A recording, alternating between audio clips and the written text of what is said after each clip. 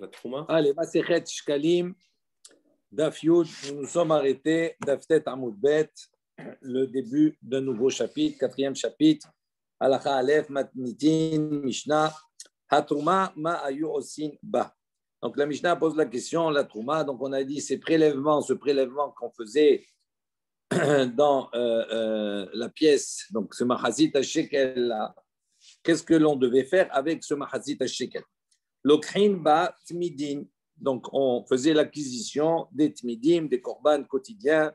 On apportait chaque jour un korban tamid shel shachar et shel ha'arba'im, du matin et de l'après-midi. Ou moussafin, également, on achetait avec ce mahazit shekel, cette trouma, on achetait des moussafim, korban moussaf, du Shabbat et des jours de fête, etc. Beniskehem et également leur libation qui vient avec.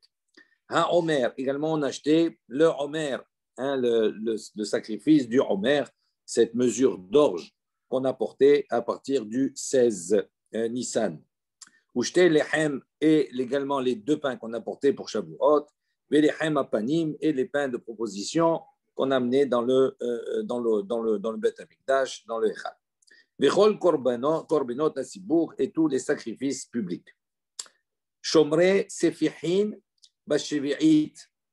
Notnim secharan mitrumat alishka. Donc, en revanche, Shomre sefihin bashvi'it. Donc, bashvi'it, la 7e année, on n'a pas le droit de cultiver la terre, etc. Et donc, on nommait, il y avait des shomrim, des gardiens, d'accord, qui faisaient attention à ces sefihin. Sefihin, c'est ce qu'on appelle le produit spontané de la terre. C'est-à-dire, quand on récoltait, etc., les graines qui étaient tombées d'orge, ça poussait tout seul. Et il dit, comme on avait un problème pour la shvi'it, il fallait porter le Homer, parce qu'à partir du moment où on apportait le Korban à Homer, on pouvait consommer de la nouvelle récolte. Donc, il fallait impérativement qu'on puisse porter, comme on ne cultivait pas ni rien. Donc, tous cet orge-là qui poussait, il y avait des chomrim qui faisaient attention à les garder, à ce qu'on ne les piétine pas par les animaux, etc., tout cela, pour pouvoir les apporter. On verra, après on va discuter dans la Gemara concernant cette période-là, comment on pouvait faire. En tout cas, ces chomrim-là, ces gardiens, ils étaient payés avec mitrumat halishka. Ça, c'est, rappelez-vous ce qu'on a dit hier, il y avait la lishka, il y avait l'entrepôt, on va dire la pièce dans laquelle on recevait tous les shkalim, et on mettait, quand on faisait un premier prélèvement qu'on mettait dans les caisses pour utiliser pour les corbanotes, etc., ce qui restait dans la lishka, ces shiraïm, ces restes là des pièces, donc on ne pouvait pas l'utiliser pour acheter les korbanes. En revanche, on nous dit on pouvait utiliser cet argent-là pour payer ces chomrim, ces gardiens-là pendant la shvi'it. Rabbi Yossé Omer. Rabbi Yossé dit Af harotse mitnadev shomer hinam. Donc Rabbi Yossé dit non, même il est possible que ces gardiens-là puissent faire ça d'une manière gratuite, volontairement, ils viennent garder, etc. Tout cela. Donc on n'a pas besoin de les payer. Et toute la problématique, c'est que normalement, cet argent-là, on paye un service qui est un service pour la communauté, pour le tzibour. Et d'ici, maintenant, la personne, elle fait gratuitement. À ce moment-là, il pourrait imaginer que son service, c'est comme si c'était le service d'un particulier. Et donc, il y a une marloquette, il y a une discussion. Rabbi aussi dit non, on peut assimiler, même si c'est une démarche personnelle et c'est un don personnel, on peut l'assimiler comme quelque chose qui est pour l'ensemble du tzibour. Il y a toute une discussion, on y reviendra. Amroulo, Avata Omer, chez En Ba'in, et là, Michel Tzibour. Ils lui ont dit, donc Avata Omer, il dit, tu n'es pas d'accord également que chez En Ba'in et là, Michel Tzibour, que normalement, tout ce qui doit être fait pour l'ensemble de la communauté. Et donc, ça veut dire que eux, les Chachamim, ne sont pas d'accord avec Rabbi Yossé. Ils disent, non, si c'est les Shomer Chinam, on ne peut pas accepter, il faut le payer avec l'argent de la communauté pour que son acte rentre dans un cadre communautaire. Mara. Mara azman atse kohanim veha'am lehimanot. Donc, il pose la question. Il y a ce qu'on avait vu, atse kohanim. Vous vous rappelez, il y avait ce qu'on appelle atse kohanim, les bois des kohanim, veha'am et du peuple. D'accord, il y avait des familles, on va voir, qui est en Israël, qui apportaient ce bois-là, faisaient don de ce bois, oui, pour qui était utilisé pour la ma'aracha, pour les bûchers, etc. Et là également, c'était des dons qui étaient donnés par des familles donc c'était des dons personnels qu'on utilisait pour le Mikdash. Et là, on va voir que c'est une question qui est posée. sur les Chachamim qui disent non, on ne peut pas accepter les dons personnels quand il s'agit de quelque chose qui touche l'ensemble du tzibour. Et là, il pose la question, il dit alors de quel œil tu vois en quelque sorte comment on pouvait compter, il y avait des temps dans l'année comme cela, où ces familles, ces jours-là, où ils devaient apporter, et après c'est resté dans l'histoire, on va en parler, mais ces jours sont pour eux des jours de Yamim Tovim, des jours de fête, parce qu'ils participaient, ils donnaient, ils apportaient le bois. Alors comment c'est possible? Là, Israël minagola. On dit au moment où Israël sont revenus de l'exil, Velo Matsu Etzim Belishka, ils n'ont pas trouvé, d'accord, il n'y avait pas de bois dans les réserves, on va dire, du Mikdash. Ve'amdu Elou, se sont levés à ce moment-là ces familles. Venitnadvu Etzim Michel Atzman, ils ont apporté, ils ont fait don du bois.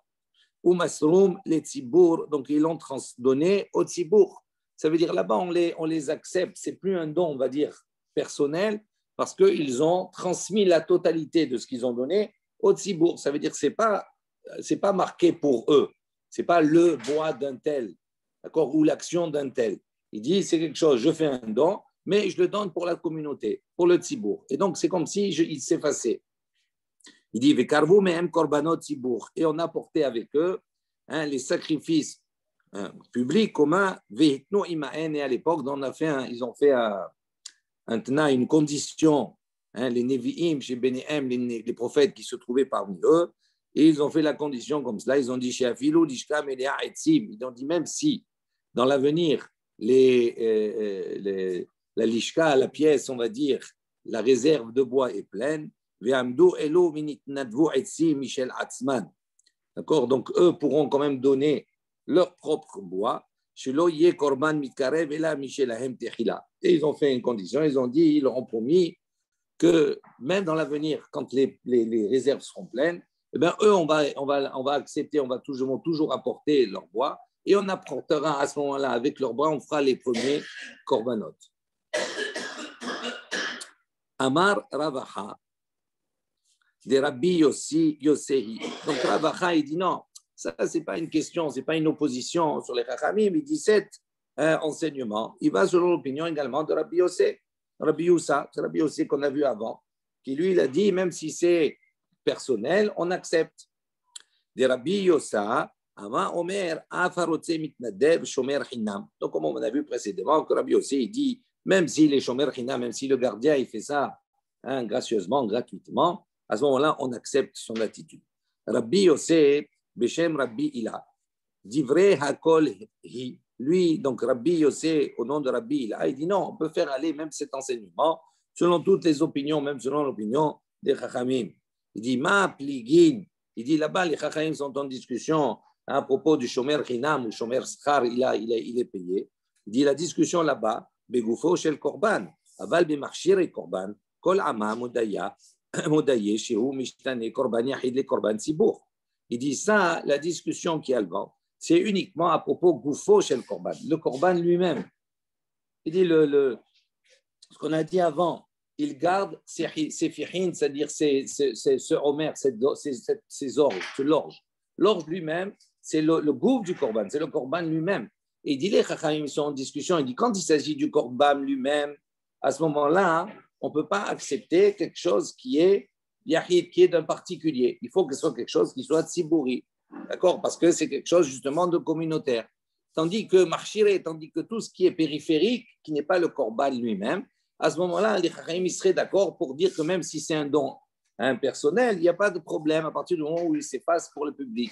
Il dit là, les bois qu'on a parlé, Hatzé, Kohanim, ce n'est pas le Korban lui-même, c'est quelque chose qui permet, d'accord, d'apporter les Korbanot. Il dit c'est pour ça qu'on pourrait tendre et dire que cet enseignement, cette histoire-là, va selon également les Chachamim. Tane, on a enseigné Isha chez Astat Tonet Levana, donc une femme qui a son fils qui est Kohen Gadol, elle lui a fait Tonet Levana, elle lui a fait donc l'habit blanc du Kohen Gadol, elle lui a conçu d'elle-même. Il dit que Shera, c'est Kacher, donc c'est un particulier qui fait l'habit du Kohen Gadol qui est son fils, mais l'habit, il va servir à quelque chose qui est d'ordre public, puisqu'il va servir dans le Mikdash. Il dit, mais c'est caché à condition, bilvad, chez Tim Sarena, les Tzibour. Il dit à condition qu'elle fasse donc qu'elle donne cet habit d'abord au Tzibour. Elle ne donne pas directement à son fils, etc. Elle donne au représentant, au Tzibour, du Mikdash, et après le Mikdash, il va le donner à son fils. Donc elle le fait donc totalement. À ce moment-là, c'est valable. Amar Rabbi Acha, de Rabbi Yossi, Rabbi Acha, toujours, il dit non, mais ça va selon l'opinion de Rabbi Yossi. De Rabbi Yossi, Omer Afarotse Mitnadev Shomer Chinam, comme on a vu précédemment. Rabbi Yossi, Beshem Rabbi, là, Divrei Akol, il dit non, ça peut aller même selon les Chachamim. Il dit, ma pligin begufo shel korban, alba mimachshin le korban, kol ama mudayashi ou mishtani korban, yachin le korban sibour. La même réponse qu'on a vue précédemment. Il dit, cet habit-là, ce n'est pas le korban lui-même, c'est marchiré, ce sont ce qui est périphérique, on va dire, c'est les accessoires plutôt, voilà, les accessoires, d'accord, du korban. Et donc, c'est pour ça que dans ce cas-là, c'est permis, d'accord, à condition, bien entendu, on peut changer quelque chose de personnel à quelque chose qui est de l'ordre du tzibour. Matnita, bête. Bien, comment on va lire? Ravuna Beshem, non, c'est pas lui. Voilà. Matnita pliga al Rabbi Aha, pas Rabbi Yossi. Donc on a une autre Mishnah ici, elle est en machloket sur l'opinion de Rabbi Aha. Rabbi Aha, il avait à chaque fois dit, ça c'est l'opinion de Rabbi Yossi, qui permet, même dans un cadre public, qu'il y ait un don personnel. Il dit, Otana yamin noagin besha'at korban, beshelo besha'at korban. Donc notre Mishnah, elle a dit comme cela. Cette Mishnah, elle dit, Otana yamim, ces jours-là, qui étaient des jours atse kohanim, on a dit les jours, qui étaient des jours où les familles, chaque famille devait apporter, etc. Ça s'était organisé comme cela. Et bien, ces jours-là où ils avaient leur jour où ils devaient apporter ces bois-là pour le Mikdash, ben ces jours, c'était des jours de fête. Et il dit, c'est cette pratique-là de réserver ce jour en tant que jour de fête, c'est développé même lorsqu'il n'y avait plus le Beth Amikdash. Il dit, Hayamim noagim b'sha'at korban, b'shlo b'sha'at korban. Cette pratique s'est faite de réserver ces jours en tant que jour de fête, même lorsqu'il y avait le Beth Amikdash, même en dehors du Beth Amikdash. Donc on voit ici que quoi? Que ça va même comme l'opinion des Chamim. Si c'était quelque chose qui était lié simplement, ça ne se pratiquerait pas après, on voit que ça se pratique toujours, même après qu'il n'y ait plus le Beth Amikdash. Et pourquoi? Parce que c'est quelque chose qui est assimilé, c'est marchiré, ce n'est pas le gouffre du korban lui-même, mais c'est quelque chose qui est périphérique. Rabbi Yossi Omer, Rabbi Yossi dit, Enan noagin el bishat korban bilvad. Et Rabbi Yossi, on voit que lui dit, non, c'est ce jour de Yom Tov se pratiquait uniquement à l'époque où le Beth Amikdash existait. Ve'od, Minhada également, donc on a apporté une question, Minhada de cet enseignement d'Etania, Rabbi Eliezer be Rabbi Tzadok, Rabbi Eliezer de la maison de Rabbi Tzadok, Anachnu hayinu mi bene San'a ben Binyamin. Donc il dit voilà, lui il a dit, on est de la famille bene San'a ben Binyamin.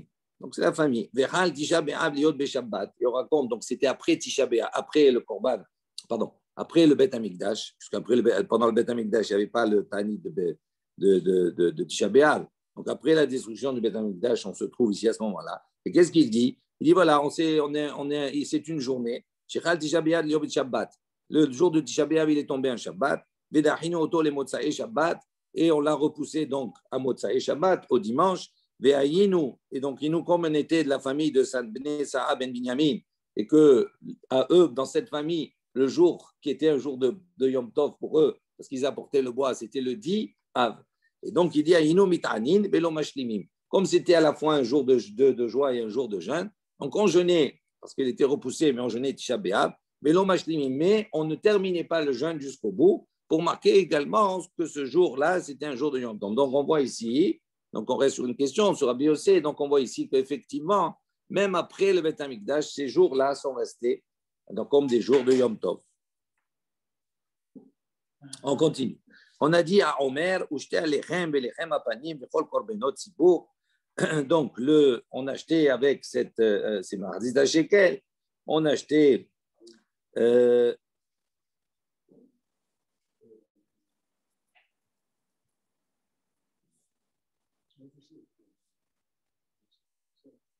avec donc le Omer, le sacrifice, le korban Omer, le 16 Nissan avec un korban d'orge, ou j'étais à l'echem, les deux pains pour Shavuot, les lechem apanim et les pains de proposition qui étaient dans le Mikdash chaque semaine, les korbenot hatsibour et tous les sacrifices publics. On lit pas ce qu'il y a entre parenthèses. Taman Tanina. Là-bas, on a enseigné Kol korbenot hayahid ve'hatsibour ba'i min haaretz ou min chutza la'aretz min hadash ou min hayashan chutz min ha'omer ou shte alechem shen ba'im ela min hadash ou min haaretz. Donc, il y a le Tanakama de cette baraïta enseigne la chose suivante. Il dit comme cela tous les sacrifices korbanot yahid ve'hatsibour, tous les sacrifices de l'année personnels ou publics, ba'im min haaretz pouvaient être utilisés, on pouvait les apporter min haaretz de la terre d'Israël ou min chutza la'aretz ou bien de chutz la'aretz, donc min hadash ou min yashan de la nouvelle récolte ou de l'ancienne récolte, chutz min ha'omer à l'exception min ha'omer du Omer, donc ce korban-là qu'on a porté de l'orge, ou shte alechem et les deux pains pour Shavuot, que eux, chez En Bain et la Mina Hadash, eux ne pouvaient être apportés uniquement que de la nouvelle récolte, ou Mina Aretz, et que provenant d'Eretz Israël. Ravuna, Bishem Rabbi Yirmiya, de Rabbi Ishmael, Ravuna, au nom de Rabbi Yirmiya, il a dit ça, c'est l'opinion de Rabbi Ishmael, c'est l'opinion de Rabbi Ishmael. De Rabbi Ishmael Omer, car Rabbi Ishmael, il a enseigné, En Omer ba Mina Souria. Le Omer ne peut pas venir de Souria, de la Syrie, c'est-à-dire on ne peut pas l'apporter, s'acquitter du Omer avec quelque chose qui vient de Chutz la'aretz, des frontières d'Israël. Taninan, on a enseigné également là-bas Kdushot, Heser Kdushot, il y a dit Kdushot, il y a dit sainteté, on va dire comme cela. Eretz Israël Mikdushat Mikol Ha'aratzot. Il dit donc parmi les 10, il y a Eretz Israël dont la Gdusha est supérieure à toutes les autres terres. Umahi Gdushata, il dit quelle est sa Gdusha ou sa spécificité par rapport aux autres terres. Shemevihin Mimena HaOmer Ve'abikurim Ushte Alechem. Parce qu'on devait porter d'elle le Omer, les Bikurim, les prémices, Ushte Alechem et ces deux pains pour Shavuot. Ma She'en Mivihin Ken Mikol Ha'aratzot, ce qu'on ne pouvait pas apporter de toutes les autres terres. Rabbi Chia, Beshem Rabbi Yirmiya, donc Rabbi Chia, au nom de Rabbi Yirmiya, de Rabbi Ishmael Hi, il a dit, c'est l'opinion de Rabbi Ishmael, de Rabbi Ishmael Amar, que Rabbi Ishmael, il a dit, Ena Omer ba mina Souria. Effectivement, Rabbi Ishmael, donc il dit également que le Omer, il ne peut pas venir de Souria, donc on voit en conforte également que la spécificité de la Gdouja d'Israël, c'est parce que justement on va apporter le Omer des Israël et pas des autres terres. Ça, c'est selon l'opinion de Rabbi Ishmael. Tana, Taman, Taninan. D'abord, on a enseigné, Rabbi Ishmael Omer, Rabbi Ishmael a dit, Ma Harish Reshut, Av Katsir Reshut. Donc, il y a un passage que vous connaissez, dans Shabbat, c'est marqué, Shishet Yamim Ta'avod, ou Bayom Shiviri Tishbot, Becharish ou Bakatsir Tishbot. Donc, on a ici, concernant les Melachot de Shabbat, il y a quelque chose qui est particulier. On a d'abord un klal, on nous a dit d'abord que tout travaux est interdit pendant Shabbat. Et après, de cette généralité-là, on va voir qu'on va sortir Becharish ou Bakatsir Tishbot. On nous rappelle et on nous dit de nouveau, attention, la harisha, la bourrée, ou bien Ketsira, la moisson, d'accord? Ça, Tishbot, vous ne devrez pas le réaliser pour Shabbat. Et là-bas, les Chaim vont faire une dracha, on va expliquer. Il dit, puisqu'on ne peut pas l'utiliser pour le Shabbat lui-même, parce que ça ne sert à rien, on a déjà appris que toutes les Melachot sont interdites pendant Shabbat. Donc, pourquoi on a besoin d'exclure cela? Et là-bas, les Chaim disent, si on ne peut pas l'utiliser pour Shabbat, on va l'utiliser pour un autre Shabbat. C'est quoi l'autre Shabbat? C'est la Shvi'it, c'est pour la 7e année. Pour la 7e année, on n'a pas le droit de cultiver, de labourer, de moissonner, etc. Il dit maintenant, qu'est-ce qui se passe entre pourquoi on a rapporté Harish et Katsir? Pourquoi on a besoin d'apporter labourer et moissonner? Il dit pour faire la relation entre les deux. De quel type de Harisha on parle ici? De quel type de labour on est en train de parler qui est interdit pendant la Shvi'it et même Shabbat? Il dit c'est la Harisha. La Harisha, on n'a pas trouvé dans la Torah labourer, c'est dans le cadre d'une mitzvah. Il n'y a pas une mitzvah dans la Torah où labourer, c'est une mitzvah. Il n'y a pas. D'accord? Donc, quand on interdit labourer, on parle de quelque chose qui est facultatif, qui n'est pas de l'ordre de la mitzvah. Donc, il dit, pourquoi on a rapporté Harisha et Katsir en même temps? Pour apprendre l'un de l'autre. Et pour nous dire, de la même manière que la Harisha qui est interdite, c'est celle qui est Réchout, ça veut dire qui est facultatif. Également, la Ketsira, quand on parle de moissonner, on parle d'une Ketsira qui a l'image de la Harisha, c'est-à-dire qui est Réchout, qui est également facultative. Donc, si on précise là, ça veut dire quoi? Ça veut dire que si on a affaire à une Ketsira, à une moisson qui rentre dans le cadre d'une mitzvah, parce que là, on peut trouver une Ketsira qui est dans le cadre d'une mitzvah, à ce moment-là, ça serait autorisé pendant la Shvi'it et ça serait autorisé même Shabbat. De quoi on parle? Ketzirat HaOmer. Ketzirat HaOmer, c'est une mitzvah. C'est-à-dire, si on va dans les champs et on trouve déjà coupé, on ne prend pas, il faut couper le Homer. Donc, on a une mitzvah de Ketzira. Maintenant, cette mitzvah-là, elle peut se faire pendant la Shvi'it. C'est pour ça qu'on a parlé des chomrés, des gardiens, séphirines, etc., tout ça pendant la Shvi'it. Parce que normalement, on n'a pas le droit de moissonner, etc. Pour le Homer, on a le droit. Et le Shabbat également. OK? Donc, je relis dans les mots ce qu'on a expliqué à l'oral. Donc, Taninan, on a dit Rabbi Ishmael Omer, Ma Harish Reshut, de la même manière que le labour, il est Reshut, il est facultatif. A Katsir Reshut. La Ketzira, la moisson, on parle d'une moisson qui est facultative. Yatsa, donc c'est venu exclure Ketzir à Omer, la moisson de l'orge, chez ou mitzvah, qui est à ce moment-là une mitzvah. Rabbi Ishmael, Rabbi Ishmael va selon son opinion.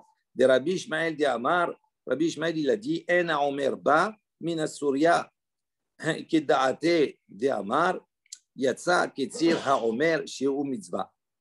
Donc il a dit Rabbi Ishmael il va selon son opinion. Qu'est-ce qu'il a dit Rabbi Ishmael de Amar En Omer ba min Surya. Le Omer on peut pas l'apporter de Chutz Laaretz, de Syrie. Alors il dit Kedaate, c'est pour ça qu'il a dit Damar Yatsa Ketzir HaOmer Sheu Mitzvah. Donc le Omer qui est une mitzvah. Donc, ça exclut le Homer qu'on peut le faire même pendant la Shvi'it. Parce que si on pense qu'on peut apporter le Homer de Chutz Laaretz, dans le cas où il n'y a pas en Eretz Israël, pendant la Shvi'it.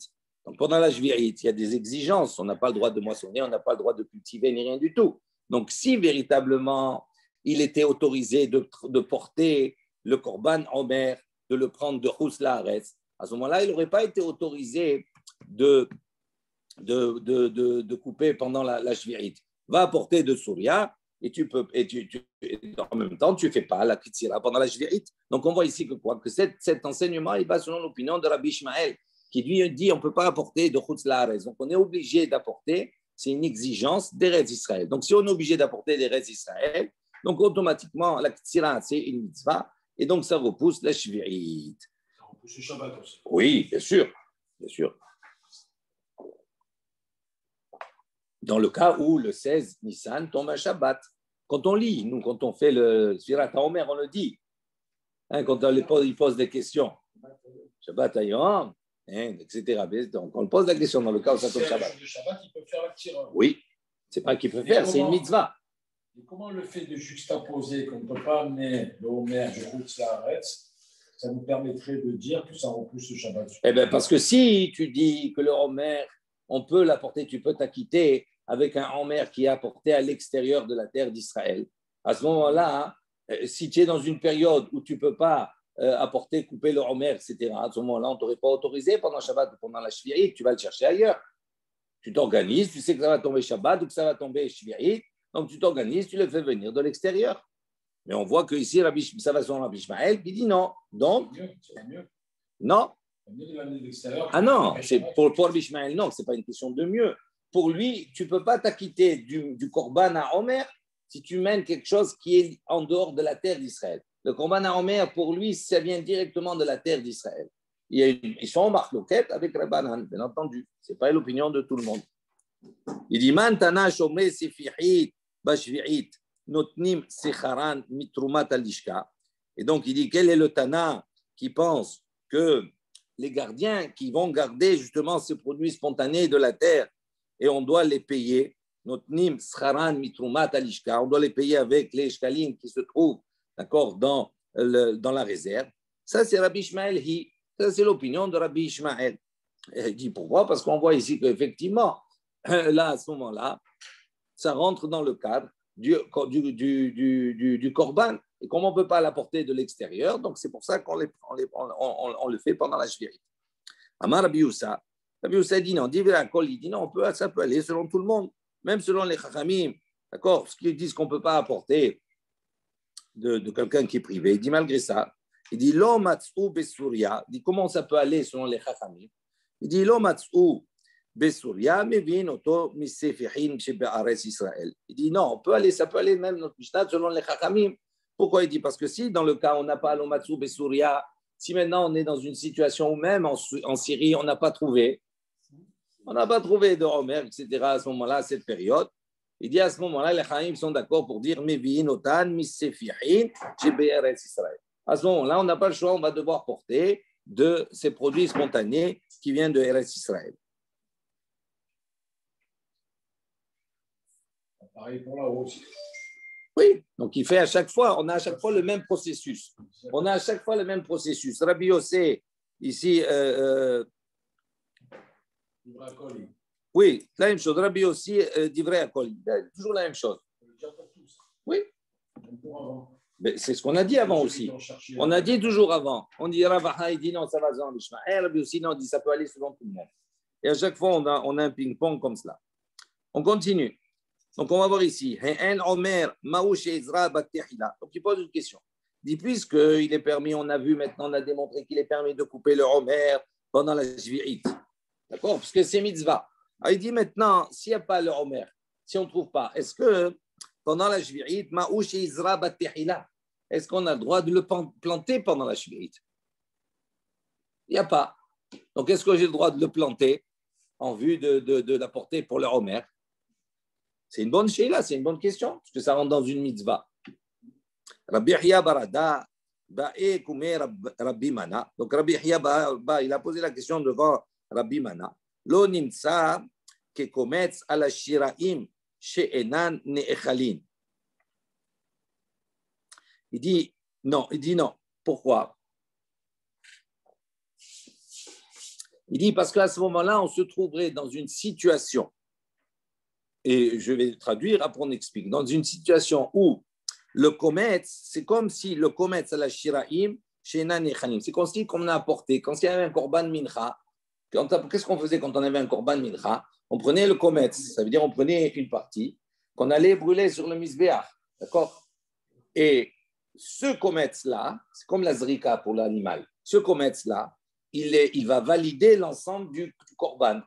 Mais le kometz qui va brûler ne peut valider l'ensemble du korban qu'à partir du moment où les shiraim, c'est-à-dire ce qui va rester comme farine, etc., il est consommable, on peut le manger.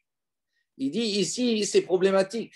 Pourquoi? Parce que si je plante maintenant pendant la Shvi'it, je peux le porter en tant que korban, mais je ne peux pas le manger, puisque je n'ai pas le droit de planter. J'ai fait une mélacha interdite pendant la Shvi'it. Donc il dit à ce moment-là, ça ne marche pas, je ne peux pas apporter le korban comme cela, parce que c'est comme si c'était un commerce que j'apporte, mais je ne peux pas manger les shiraim. Donc, si je ne peux pas manger les shiraim, les khatrila comme ça depuis le début, le commerce, il n'est pas valable. Donc, il dit, c'est pas bon ton truc.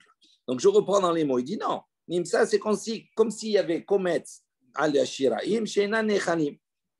Amar lui a répondu, il a dit, non, c'est kechamisha devarim she'en baim betum'a. Il dit, non, ça fait partie, le Homer, ça fait partie des 5 choses qu'on a dit qu'on peut les apporter en tant que dans une situation impure, d'impureté, et on ne peut pas les consommer dans le cadre de l'impureté.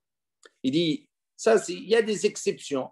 L'exception, c'est quoi? C'est qu'on a vu, il y a des choses, par exemple, le Korban Pessah, on peut l'apporter, même si on est Betoum'a, même si le Sibour, un Rovat Sibour, on a dit, il était Betoum'a, on peut l'apporter.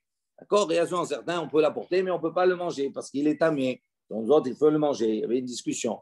Il dit, mais on voit ici que malgré qu'on va apporter quelque chose, on va apporter le korban, il est valable, même si la chose, à la base, on ne va pas pouvoir la manger. Donc, il dit, ça fait partie de ces 5 choses. Donc, ce n'est pas quelque chose qui est extraordinaire, c'est quelque chose qui est prévu. Il dit, Ketsadou Ose. Pardon. OK, donc il dit, c'est pas un argument. C'est pas un argument. Donc, l'opposition que tu dis, est-ce qu'on peut planter ou pas, et que tu me réponds non, ce n'est pas si évident que ça. On est resté sur la question. On ne sait pas maintenant. On continue. כיצד הוא עושה? נוטל מעות מן השולחני ונותן לקוצרים ולשומרים עד שלא יקרב העומר ומביא מעות מתרומת הלשכה ומחללין עליו. Donc, avant que je continue, on va expliquer. Dit comment on fait maintenant? Le problème qui se pose, c'est qu'on a dit dans la Mishnah, ces chomrim-là, on les paye avec, d'accord, Trumat Alishka, etc., ce qui reste là-bas. Dit comment on peut les payer? Trumat Alishka, ce qui est dans la réserve, c'est Marziz al-Shekel, c'est Hekdesh, c'est quelque chose qui est sanctifié. Et je ne peux pas utiliser quelque chose qui est Hekdesh pour payer pour quelque chose qui est profane, pour payer les chomrim. Alors comment on fait pour utiliser cet argent-là pour quelque chose, pour un service profane, on va dire? Comment c'est possible? Comment on fait? Alors regardez comment ils font. Notel ma'ot min shulchani. Ils vont à la banque, d'accord? Et ils font un prêt. Ils vont prendre de l'argent à la banque. Noten les kotzrim ou le shomrim. Et donc avec cet argent qu'ils vont emprunter, ils vont payer les kotzrim, ceux qui vont travailler pour leur mère, pour ceux qui vont couper, ceux qui vont garder, ils vont leur payer leur travail.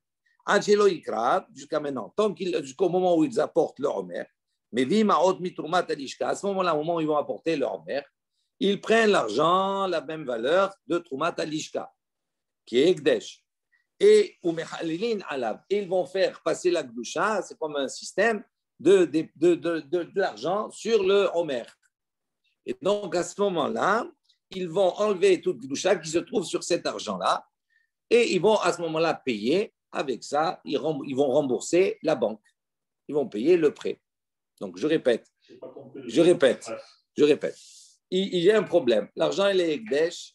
Donc, je ne peux pas utiliser quelque chose qui est Ekdesh pour un service quelconque. Je peux l'utiliser pour quelque chose qui est Kodesh.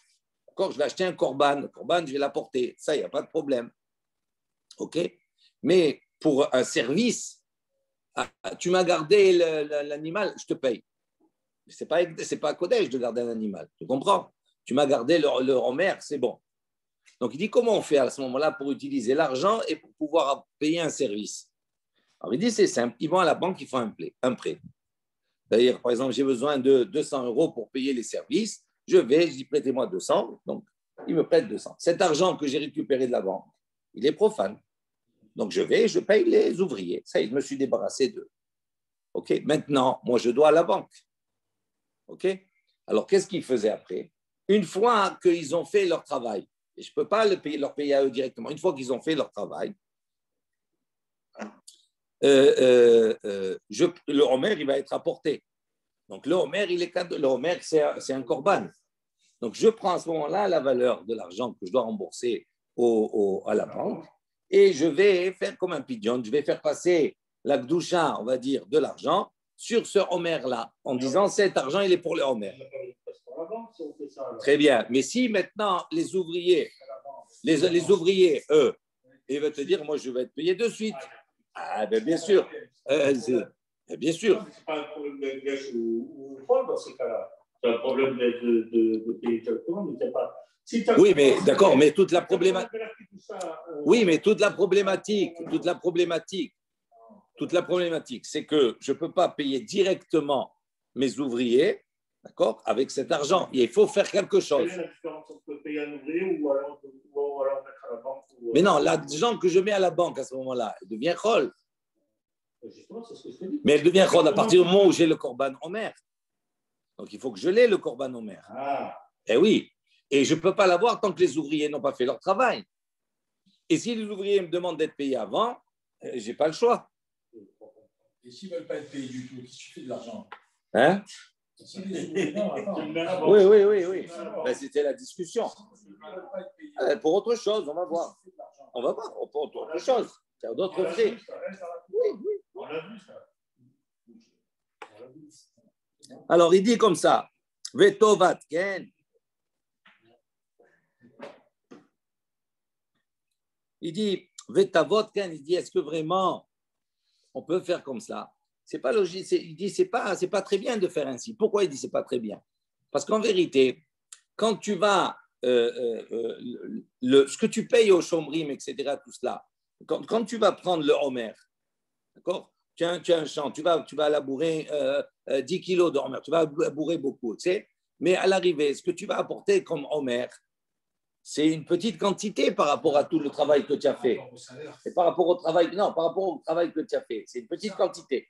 Donc en vérité, ça veut dire que tu vas payer, quand tu vas payer, avec ce Hekdesh, tu vas payer quelque chose qui ne rentre pas dans le cadre du Homer lui-même, du Corban lui-même, tout ce qui est périphérique autour. Donc, on va dire tu as des chutes, tu as des pertes. Les pertes, là, elles vont être payées dans cela. Il dit alors, c'est pas bien, parce qu'en fin de compte, tu vas utiliser l'argent du Hekdesh pour les pertes, pour tout ce qui est perte, on va dire, autour. Attends. Tout ce qui est périphérique, pourquoi c'est pas Hekdesh? Attends. Pourquoi? Parce que le salaire des ouvriers, pourquoi il n'est pas Hekdesh? Non, c'est pas parce que c'est pas que c'est Hekdesh. Cet argent-là, il est considéré Kodesh Kadashim. Donc ça veut dire que je peux l'utiliser que pour quelque chose qui est Kodesh Kadashim. Si je l'utilise pour un profit personnel, il y a Merila de cela. C'est comme quand tu mets de côté l'argent pour un corban de Pessah, on voit il y a Hekdesh. C'est pareil, les préparatifs du sang. Non, c'est pas la même chose. On verra après. Il dit ici en tout cas, c'est qu'il y a une partie de l'argent qui va couvrir les pertes, donc qui sont plus, on va dire, directement associées au Corban lui-même. Rabbi Aha Mishem Rabbi Ba, donc Rabbi Abba au nom de Rabbi Ba, il a dit Kol ma she'iten hen damav misha'a arishona. Il dit non, en vérité, tout l'argent qu'il donne, il donne l'argent pour la finalité, c'est-à-dire dès le début, c'est pour le travail fini qu'il donne cet argent-là. Donc, ce n'est pas à considérer ça, on ne peut pas, l'argent qu'il paye ne couvre pas également toutes les pertes. Tana, Abepitre, Havanim. Il dit une baraïta qui enseigne la même chose, on a enseigné. Il dit c'est la même chose pour Pitre, Havanim, c'est-à-dire pour le travail et c'est également des pierres. Il dit la même chose. Ketsado, c'est comment il fait Notel Maot Mishulchani. Donc, il prend l'argent de la banque, mais Notel Nechutzbin. Ou le satétine. Donc, il va donner après l'argent aux tailleurs de pierre, ceux qui vont fixer, etc. Jusqu'au moment où ils vont poser cette pierre sur le mur, sur l'édifice. Ou Meshineten à la dimous. À partir du moment où ils vont fixer sur le mur, sur l'édifice, mais Bimarot Mitrumat Talishka. À ce moment-là, ils portent de l'argent de Trumat Talishka. D'accord, et ils vont rendre cet argent, ils vont rembourser la banque. Il dit, il dit, mais c'est bien de faire comme cela. Et il dit, Rabbi aussi, Rabbi Boun, Beshem Shmuel. Il dit, Rabbi aussi, un de la maison de Rabbi Boun, au nom de Shmuel. Il dit, Kol ma jiten hen damia mishat arishona. Il dit, pourquoi ça pourrait être pas bien? Parce qu'il dit, quand tu vas tailler ta pierre, etc., tu as les pertes. Donc, tu vas payer, tu vas couvrir des choses qui ne vont pas être effectivement utilisées pour le Mikdash. Donc, il dit, en fin de compte, c'est de l'argent du Hekdesh qui va être utilisé pour quelque chose qui n'est pas pour le Mikdash, il y a les pertes. Il dit non, à partir du moment où on paye, dès le début, on paye pour la finalité, on ne paye pas pour les déchets, on paye pour la pièce finie. Une nouvelle halakha bet Mishnah. Bara ve'se'ir ha'mishtaleach ve'lashon shel zeorit ba'in mitrumat al-lishka.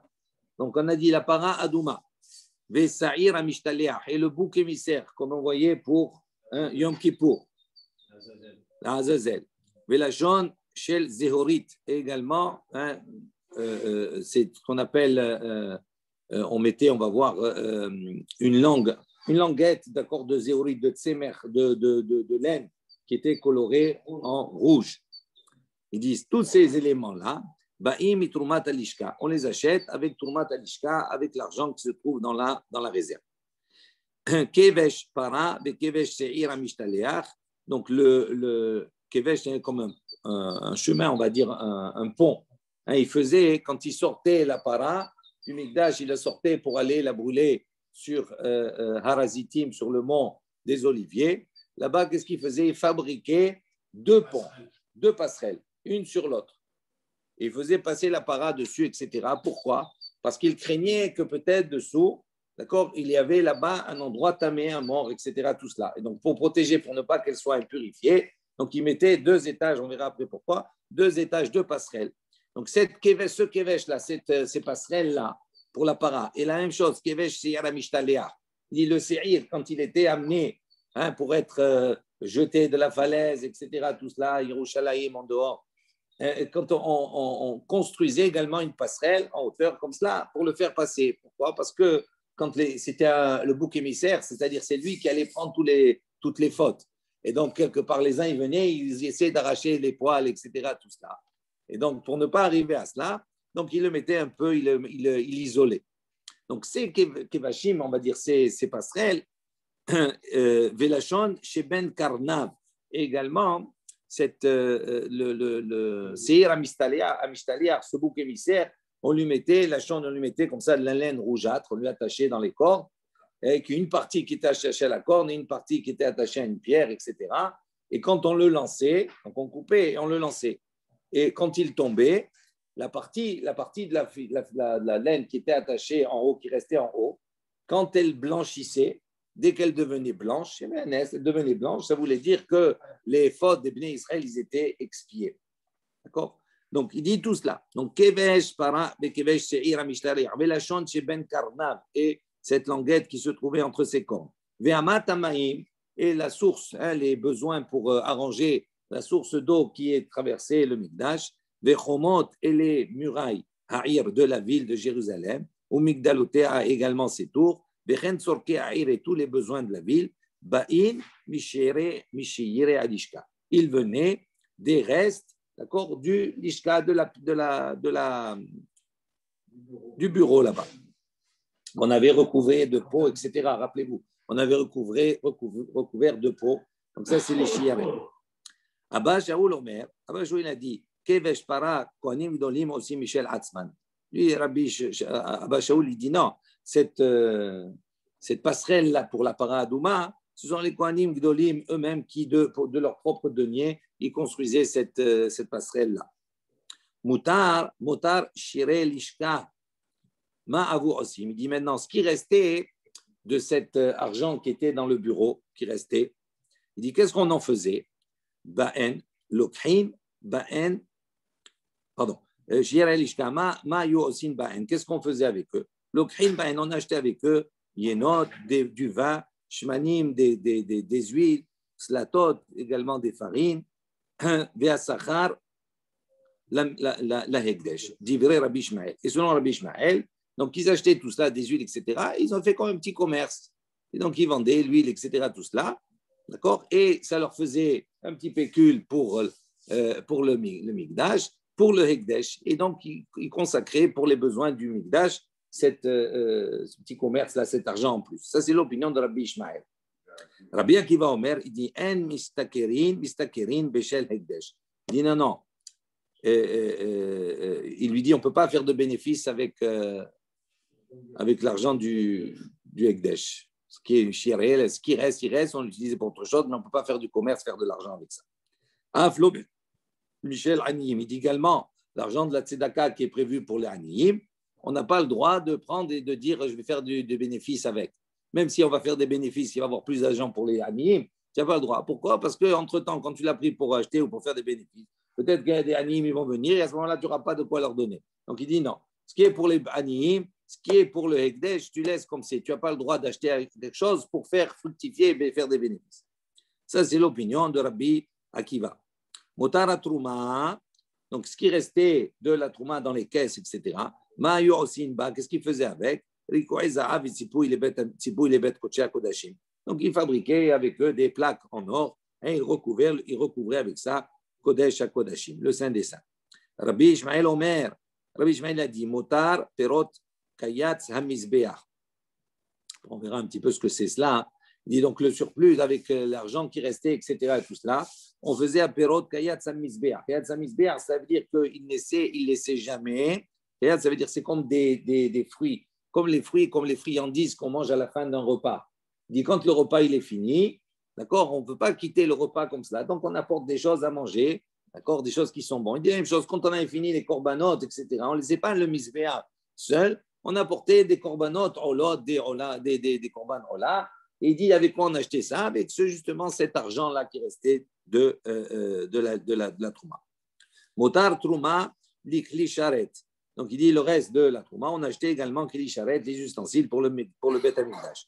Rabbi Akiva Omer, Rabbi Akiva il a dit motar trouma les kayetz à misbéach. Rabbi Yehuda il a dit non, avec le reste de la trouma, des caisses, on achetait justement ces fameux corbanotes qu'on apportait à la fin. Motar nesachim, ce qui restait des nesachim, des huiles, qu'on on a acheté des huiles, on a vendu, etc. Après, on verra le détail. Donc, les Keli Sharet, on utilisait pour ça, pour acheter également des ustensiles du Mikdash. Rabbi Hanania Sgan Kohanim Omer, Mutar Nesachim, Kayat Samizbeach, lui dit que, non, il dit le contraire, il dit ce que restait des Nesachim, des libations, eh bien, cet argent-là, Kayat Samizbeach, on l'a porté pour les korbanot. Mutar Trouma, ce qui restait de la Trouma, c'est-à-dire de ce qui était dans les caisses, les Kli Sharet, ça c'est pour les Keli Sharet. Zé vezé, lo ayu modim baperot. Que ce soit l'un ou que ce soit l'un comme l'autre, c'est-à-dire Rabbi Akiva ou Rabbi Hanania, d'accord, lo ayu modim, ils n'étaient pas d'accord pour les perot, c'est-à-dire pour ces korbanot qu'on a portés à la fin. On va voir. On va voir, on verra après. On va discuter sur cela. On va définir un peu mieux. Kevesh para. Donc on avait dit quoi? On a construisé pour la para, d'accord, c'est passerelle. Rabbi Ishmael bar Nachman Bishen Rabbi Yonatan. Donc Rabbi Ishmael bar Natan au nom de Rabbi Yonatan. Gimel Leshonot Hen. Donc il y avait 3 languettes. On va appeler ça comme cela.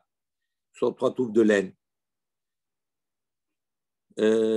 Shel Seir Bassela. Donc le Seir, ce Seir-là qui était donc le bouc émissaire, le poids de cette languette, elle était Sela. C'était le poids d'un Sela. Chez le Metzora, donc il y avait également cette laine teintée en rouge, on l'utilisait également pour le Metzora, pour le lépreux. Beshekel, ça c'était donc un peu moins lourd, d'accord? Ouais. Chez le Para, et celle de la Para, Douma Abishte Selaim, donc c'est de 2 Selaim, puisqu'on jetait ça quand on la brûlait dans le feu, etc. Donc, c'est une question de poids. Un là, c'est 4 dinars. On va voir. Rabbi Chunia d'Ivrat Haverim.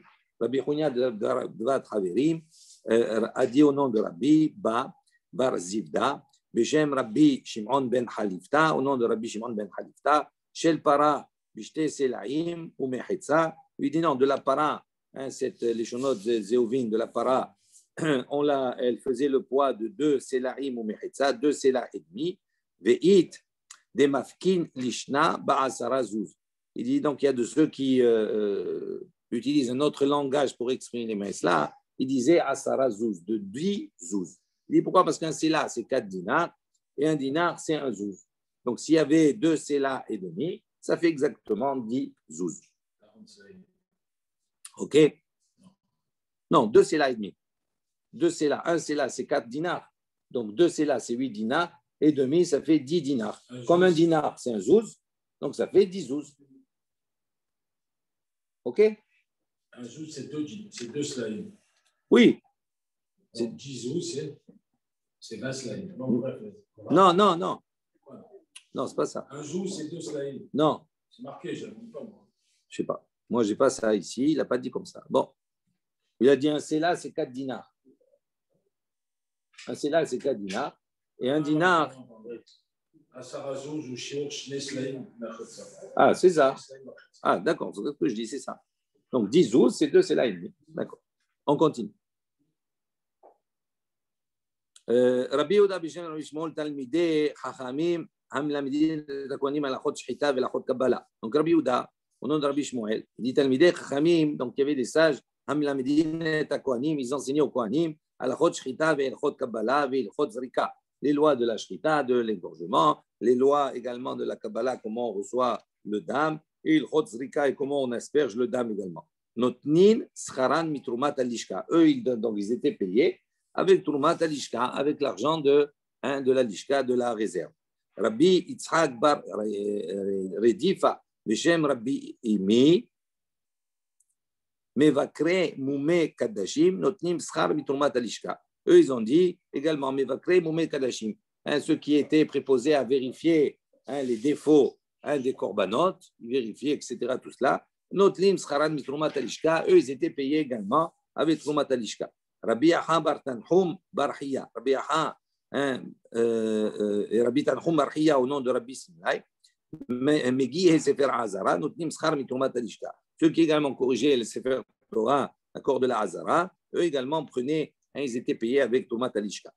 Gidel Bar Binyamin, Beshem Rabasi, Il dit Shne Dayane Gezelot Notnim Scharan Mitrumat Alishka. Eux, ils disent également que Shne Dayane Gezelot, des deux Dayanim Gezelot qui s'occupaient des vols, etc., tout cela, qui jugeaient, Notlim, ils étaient payés également avec Trumat Alishka, avec cet argent-là. Shmuel Amar, Nashim, Haorgot, Baparochet, Notnim Scharan Mitrumat Alishka. Et Rav Shmuel, il a dit, même les femmes qui, Haoragot, Baparochet, ceux qui tissaient, qui brodaient, d'accord, la parochet, la tenture qui séparait le Kodesh à Kodeshim du Echal, là-bas dedans du Kodesh, ils prenaient leur salaire de Trumat Alishka. Rabbi Huna Amar, Mitrumat Bedek Abayit, lui dit non, on les payait avec la Trouma, avec l'argent de Bedek Abayit, c'est-à-dire ce qui était l'argent qui était destiné à l'entretien du Mikdash. Ma palig Shmuel. Il dit en quoi ils sont en discussion, Shmuel, Avadla ki Korban. Donc, ma palig, il dit quel est l'objet de leur discussion entre les deux. Pourquoi l'un il dit on les paye, Shmuel lui dit on paye avec Trumat Alishka, et tandis que Rav Huna il dit on paye avec Bedek Abayit. Il dit Shmuel Avadle la ke Korban. Il faut corriger ici.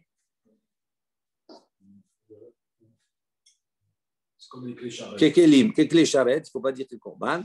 Donc, c'est comme si c'était des ustensiles liés au service du Mikdash. Et Ravuna, Avadla ke Binyan, eux, ils considèrent ça comme Binyan, comme lié à la construction, qui eux ont utilisé les deniers, on va dire, du Bedek Abayit, de l'argent qui est pour l'entretien. Amar Rabbi Hiskiya, Tana Rabbi Yehuda. Rabbi Hiskiya, il a dit, on a enseigné Tana Rabbi Yehuda, Gad Gedot. Rabbi Yehuda Gad Gedot, son nom. Il a dit Haktoret, les encens, Vechol Korbenot Atzibur, et tous les sacrifices publics de manière générale, Ba'im Mitomat Alishka, viennent d'accord du prélèvement de la pièce. Mizbah Hazaab, l'autel en or qui se trouve à l'intérieur du Echal.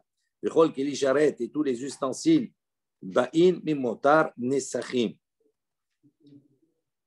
Il venait donc Motar Nesachim du reste des Nesachim, des libations, d'accord. L'argent qu'on a acheté pour les libations, ça, s'il reste, on l'utilisait pour ça. Mizbah Ha'ola, l'autel qu'on appelle Mizbah Ha'ola, sur lequel on fait le Korban Ola, c'est-à-dire on parle de l'autel qui est à l'extérieur du Echal. Le grand Mizbah, le grand autel. Il y avait un Mizbah, il y avait un autel à l'intérieur, où on faisait brûler les encens, etc., qui était dans le Echal, et un autel qui était à l'extérieur. Veha Echal, et l'Echal, Veha Azarot, et les cours, les parvis, Ba'in, Mi Sheyere Halishka. Il faut dire, oui, il change. Misbah Haolara Ba'im Mi Bedek Abayit. Donc il ne faut pas lire comme cela, il ne faut pas dire Mi Bedek. Ils n'utilisaient pas Sheyere Halishka, les restes de l'argent des shkalim qui se trouvaient dans les bureaux, mais il dit Bedek Abayit. Il fallait utiliser, d'accord, l'argent de l'entretien. Ce n'est pas la même kedusha. À l'exception, la Hazarot, des parvis, Ba'in milishkat, mishire alishka. Là, il faut dire l'inverse. Il faut changer. Donc, pour les Hazarot, ça vient de l'ishkat, de la lishka de mishire alishka. Veha, il dit Tane, Havne, il dit pourtant, voilà, on a enseigné. Havne, Hamizbeah.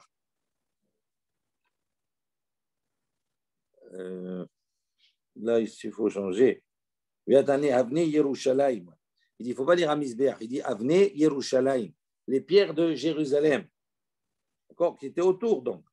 Il dit Mo'alin Bahen. Donc, si c'est Mo'alin Bahen, ça veut dire que si on a utilisé pour un profit personnel, à ce moment-là, on est chayav d'apporter Korban Me'ila. Et le Korban Me'ila, c'est uniquement dans le cas où j'ai profité de quelque chose qui est Koché Kadashim. Donc, et c'est une question. Comment toi tu dis Avne à Mizbeach, c'est-à-dire ce qui est à l'extérieur. On a dit à Mizbeach à Ola, à Echal, à Hazarot, c'est-à-dire à l'extérieur. D'accord? Ça vient de Bedek Abayit. Si ça vient du Bedek Abayit, comment tu peux être Hayab de Me'ila? Tu ne peux pas être Hayab de Me'ila parce que l'argent du Bedek Abayit, ce n'est pas un argent qui est Kodesh Kadashim. Les Shkalim, oui, mais les Shkalim, oui, mais pas. Il dit est-ce qu'il y a Me'ila dans les Shiraim? Non, justement, c'est ça. Non, c'est la suite. Il dit à Hazarot, pardon, c'est l'inverse. Il dit Ha'echal ve'azarot ba'im mi bedek habayit et chutz la'azarot, chutz la'azarot. Dans ce qui est à l'extérieur des Hazarot, donc on va dire les murs de Yerushalayim, etc., ba'in mi shirei alishka.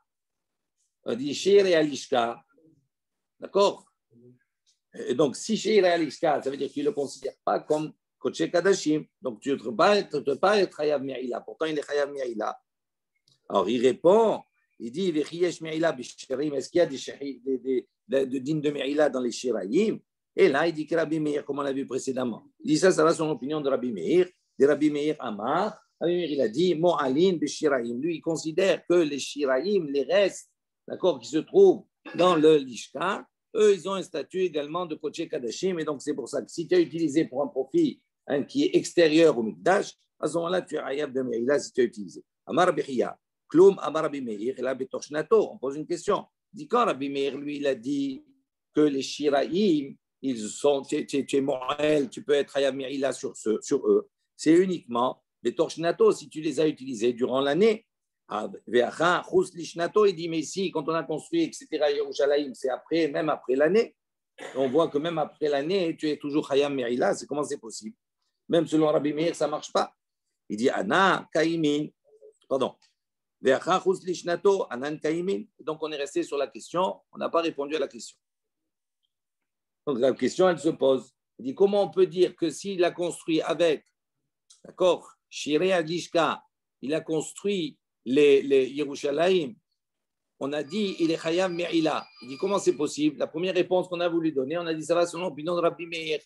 Parce que Rabbi Meir considère que les Shirayim de la Lishka, c'est Kodesh Kadashim. Tu es Chayav Me'ila sur cela. Alors il dit, ok, mais Rabbi Meir, quand il dit ça, c'est uniquement dans l'année. C'est ce qu'on a récolté dans l'année. Donc ça garde ce statut pendant l'année. Mais si tu l'utilises plus tard que l'année, à ce moment-là, ça perd son statut. Donc il n'y a plus de dîne de Me'ila dessus. Alors comment on a dit Me'ila ici sur cela? On est resté avec un point d'interrogation, on n'a pas de réponse. Amar Bihskiya, Tana Rabbi Yehuda. Donc, Gadganiot. Donc, on a enseigné Rabbi Skia, il a dit, voilà, on a enseigné Rabbi Yehuda Gadganiot, c'est son nom. Ashulchan, il a dit Ashulchan, ve'am menorah, ve'am mizbechot, ve'am parochet, me'akivim et akorbanot. Divrei Rabbi Meir. Selon Rabbi Meir, d'accord, la table, la menorah, d'accord, le candélabre, ve'am mizbechot, et les autels, ve'am parochet, et la tenture, me'akivim et akorbanot. S'ils ne sont pas à leur place, à ce moment-là, c'est quelque chose qui empêche d'apporter les korbanot. Ça, c'est l'opinion de Rabbi Meir. Rachim disent, en licha me'akel, et là, ha-korban. Donc, pardon, en licha me'akel et ha-korban, et là, alors il faut dire ici, karkov vekeren. Donc, il dit, en vérité, voilà, ils ne sont pas d'accord. Il dit, non, qu'est-ce qui empêche le korban?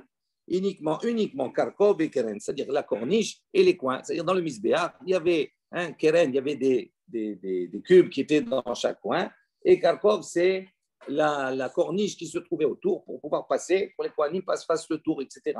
Il dit, s'il manque cela, misbéach, à ce moment-là, tu peux s'aimer à quel, tu ne peux pas apporter le korban. Donc, bilvad. Velochen, Amar Rabbi Eliezer, Rabbi Yossi Bar Hanina. Il dit, est-ce que Rabbi Eliezer et Yossi, ils ont enseigné Trion, les deux, ils ont enseigné Amarin, Kolhen, Dirtiv, Nochar, Meakev. C'est là et non Meakev. Il le dit, pourtant, eux, ils ont enseigné. À chaque fois que c'est marqué dans le passouk, Nochar, face, Meakev, c'est quelque chose qui empêche le korban. C'est là, si c'est marqué, c'est là, c'est-à-dire à côté ou dans l'angle, et non Meakev, c'est quelque chose qui n'empêche pas. D'ailleurs, on voit ici que quoi il dit, il explique comme cela.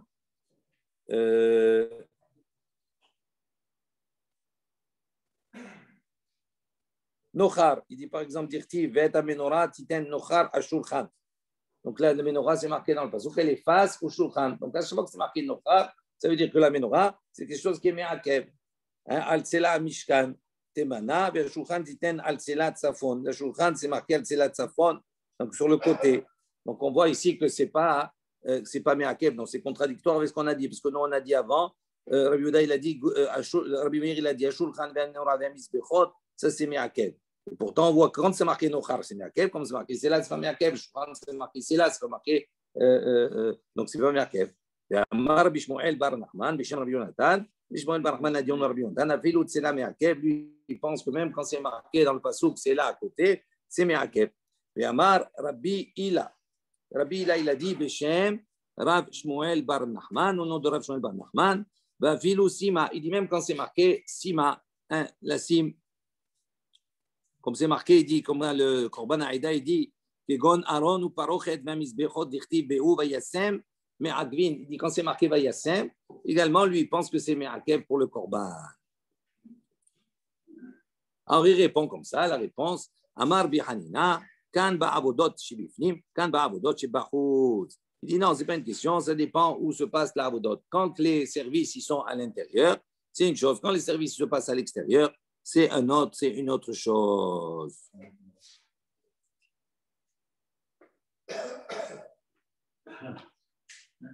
Ok, alors on reprendra ça demain. Be'ezrat Hashem. Baruch Adonai Le'olam. Amen. Amen.